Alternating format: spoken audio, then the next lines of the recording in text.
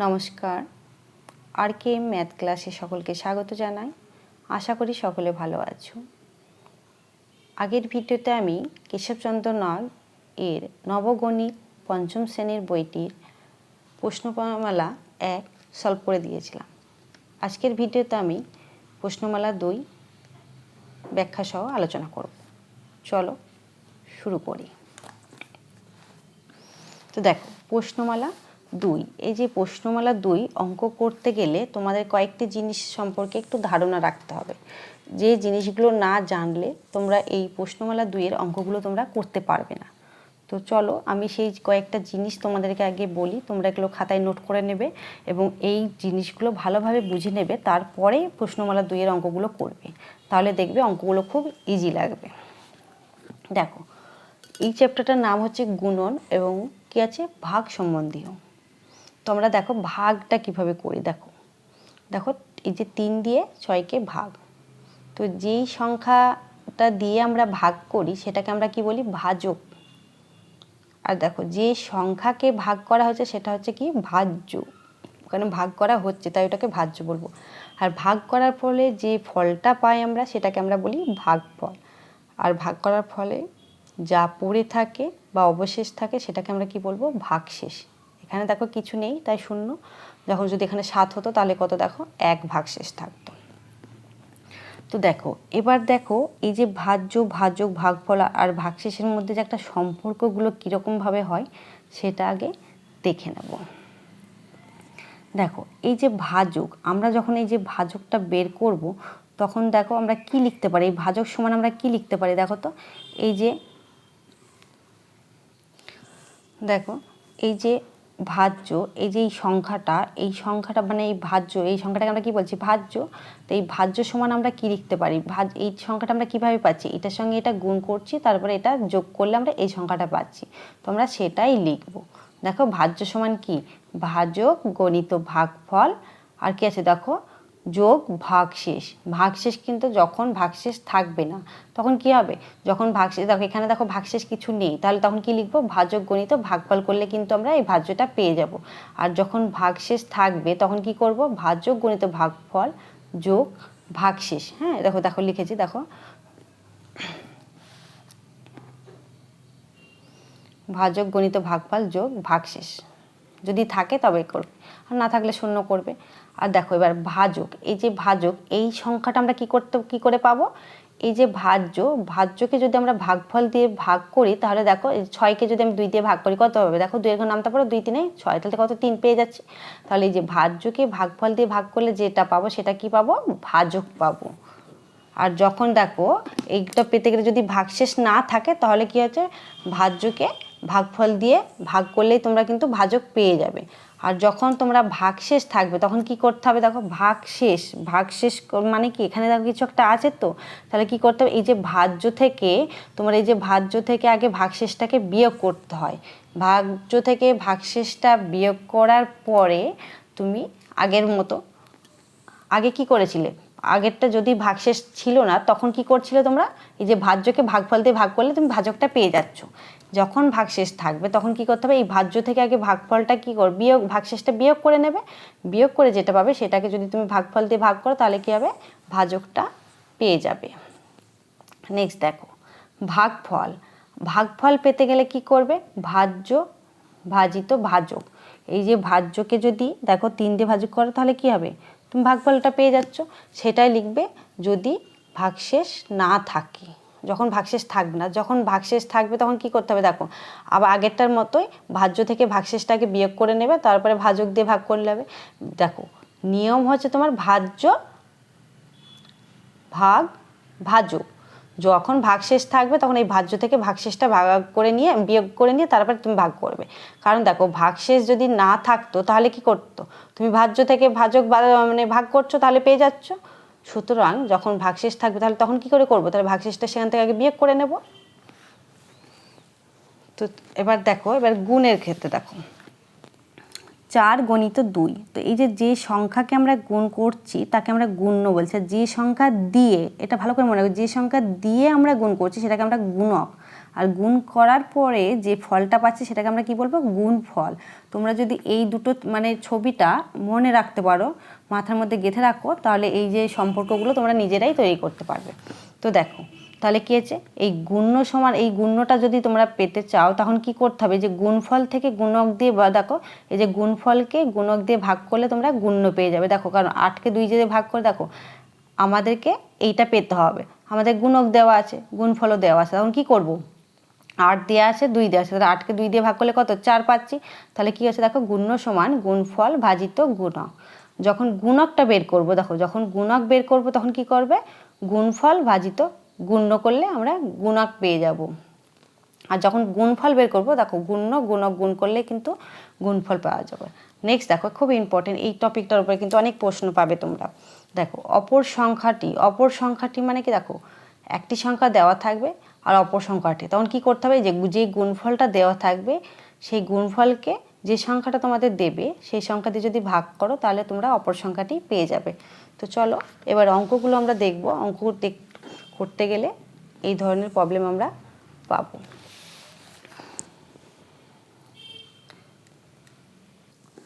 প্রথমে বলেছে দেখো বোধ শক্তির পরীক্ষা, নিম্নলিখিত গুণটিতে যে অঙ্কগুলি মুছিয়া গিয়াছে সেগুলি নির্ণয় করো।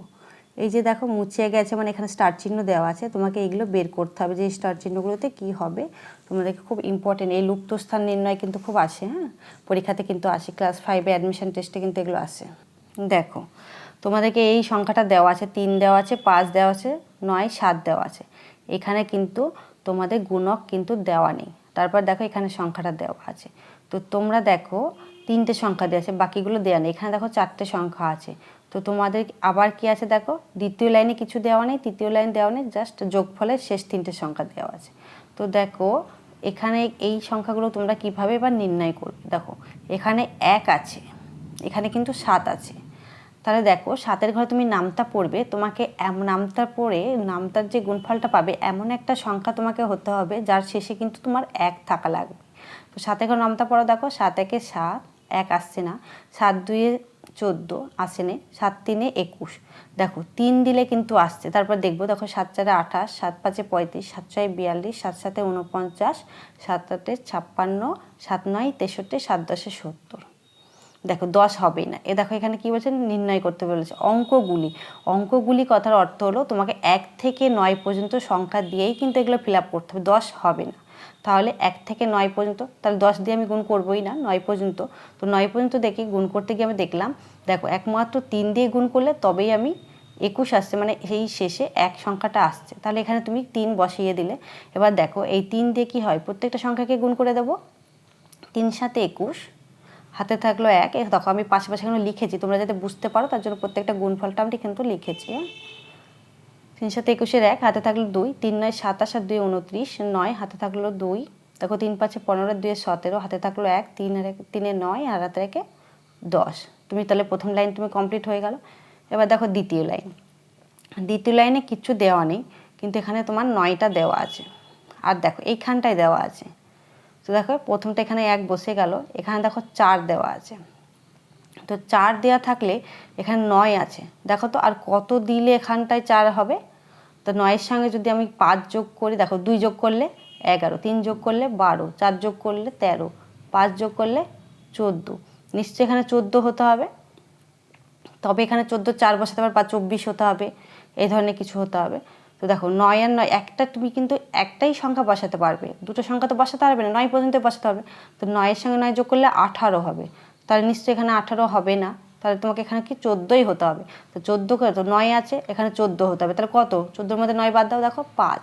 তাহলে এখানে তুমি এই যে সংখ্যাটা রয়েছে তোমার দ্বিতীয় ঘরে যে 7 আছে, তো 7কে এমন একটা সংখ্যা দিয়ে গুণ করতে হবে যার গুণফলের শেষে কিন্তু এককের ঘরে 5 থাকতে হবে তোমাকে, তবেই তোমার এখানে 14 আসবে। তো দেখো 7-এর ঘরে দেখো 7 3-এ 21, 7 4-এ 28, 7 5-এ 35।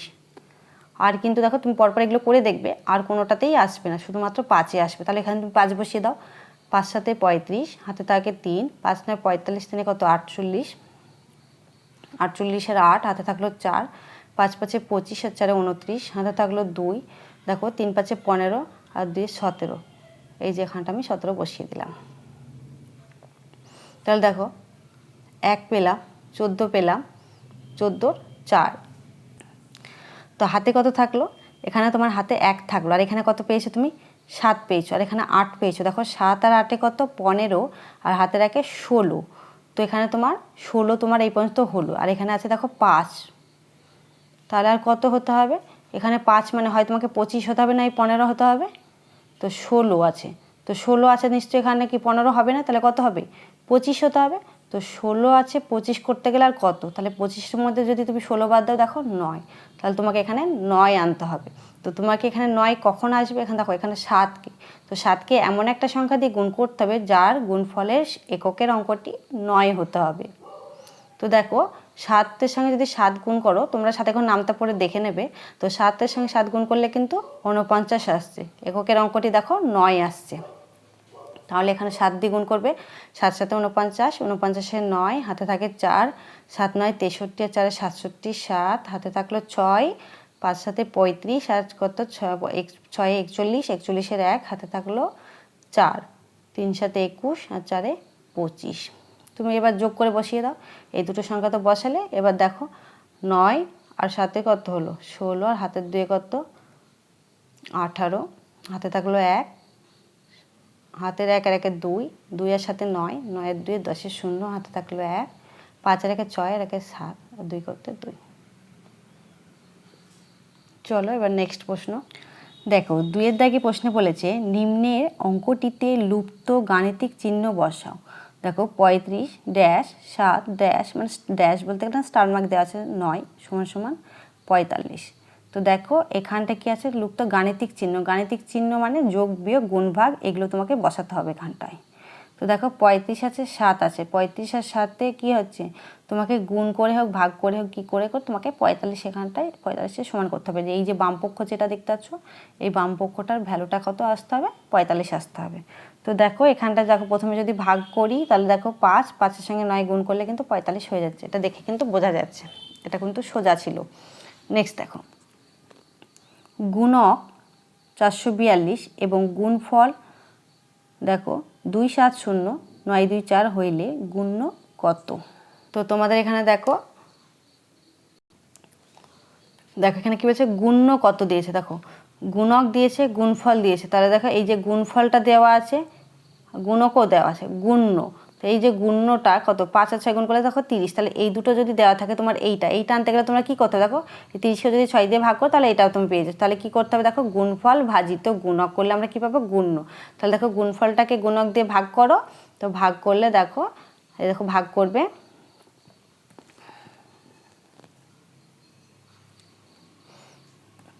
তো দেখো ভাগ করবে। দেখো এই ভাগগুলো, এই যে বড় বড় ভাগগুলো তোমরা কি করবে, এর জন্য দেখো আমি একটা কিভাবে তোমরা বড় বড় তিনক সংখ্যা দিয়ে বা 2 সংখ্যা দিয়ে বড় বড় সংখ্যার ভাগগুলো করবে, তার একটা শর্টকাট টেকনিক আমি পরের ভিডিওতে দিয়ে দেবো।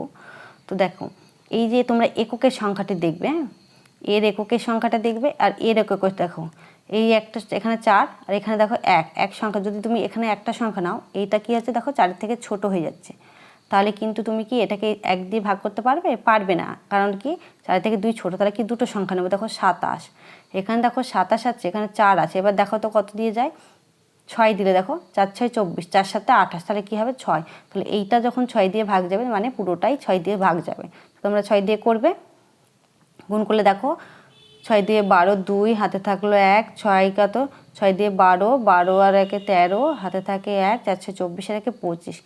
দেখো 7-এর মধ্যে 2 গেলে থাকে 9, 9-এর মধ্যে 2 গেলে 7, আর এখানে দেখো 10-এ 3 গেলে 7 থাকলো, হাতে থাকলো 1, 7-এ 6 গেলে 1। এবার দেখো পরের সংখ্যা নামবে এই যে। তো দেখো এখানে আমি প্রথম ভাগটা বলে দিচ্ছি, পরের ভাগগুলো তোমরা করবে, কারণ প্রত্যেকটা ভিডিওতে যদি এইভাবে ভাগগুলো বলতে চাই, ভিডিওটি অনেক লেন্দি হয়ে যাবে। তো দেখো 17 72 রইল।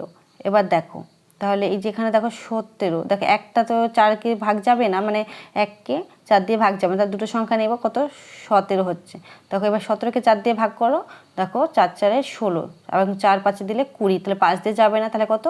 4। তাহলে পুরো সংখ্যাটাকেই আমরা 4 দিয়ে ভাগ করব। এটা হচ্ছে তোমাদের সহজ টেকনিক একটা। দেখো তাহলে 4 2 8, 4 2 8, 4 4 16।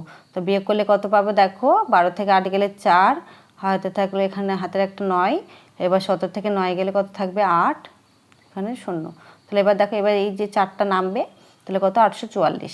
এবার দেখবে দেখো এখানে 8 আছে, তো এখানে 4 আছে দেখো, তো 4কে কি 2 দিয়ে গুণ করলে কত 8 পেয়ে যাবো। তাহলে পুরো সংখ্যাটাই কিন্তু 2 দিয়ে ভাগ যাবে, 2 2 4, 2 2 4 আর 2 4 8। তো দেখো গুণফল কত 642। এটাই তোমাদের গুণ্য যেটা প্রশ্নে চেয়েছিল। তোমরা উত্তরগুলো লিখবে, আমি এখানে শুধু অঙ্কটা করেছি। তো দেখলো কিভাবে আমি ভাগটা করলাম, তোমরা পরবর্তী ভাগগুলো এইভাবেই করবে। নেক্সট দেখো অঙ্কটা বলেছে কোনো সংখ্যাকে 43 দিয়ে গুণ করিলে 1204 গুণফল হইবে। তো দেখো তোমাদের কি গুণফল বলেছে, গুণফলটা কি আছে কোন সংখ্যাকে, মানে তোমাদের এখানে গুণ্যটা চেয়েছে।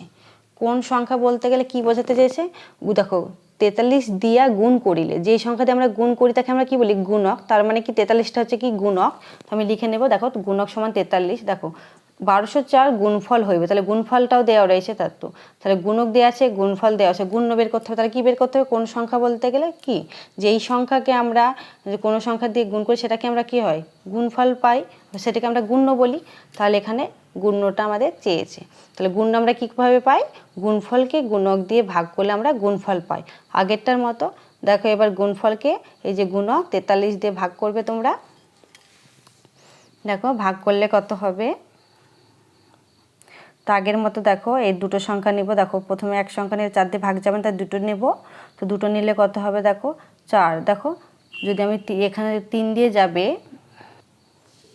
দেখো এখানে দেখো 4কে দেখো এখানটা কিন্তু 12, 2 দিলে দেখো 8 হচ্ছে, 3 দিলে কিন্তু 12 হয়ে যাচ্ছে, কিন্তু এখানে আমরা 3 দিতে পারবো না, কারণ দেখো এখানে যদি শুধু 12 থাকতো তাহলে কিন্তু হয়ে যেত, এই শুধু 4, কিন্তু পাশে তার একটা সংখ্যা আছে, সুতরাং কি এটা 3 দিয়ে দেবো না, তাহলে 3 দিলে বেশি হয়ে যায়, তখন আমরা কি করব 2 দিয়ে দেবো। তো 2 4 8, তাহলে দেখো 12 থেকে 8 গেলে কত থাকে,